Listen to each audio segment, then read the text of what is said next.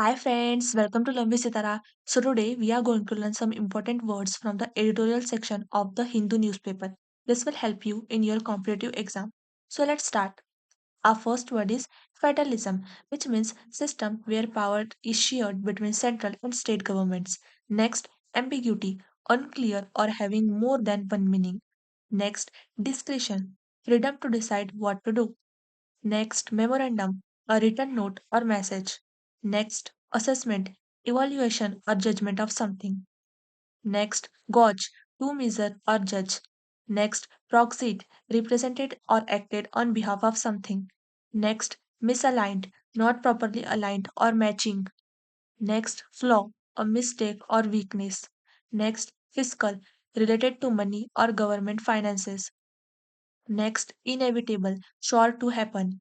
Next, liquidity, availability of cash or easy to sell assets. Next, bureaucratic, related to complex government procedures. Next, negotiation, discussion to reach an agreement. Next, threshold, starting point or level at which something begins. Next, swift, very fast. Next, norms, accepted rules or standards. Next, audit, official check of accounts or processes.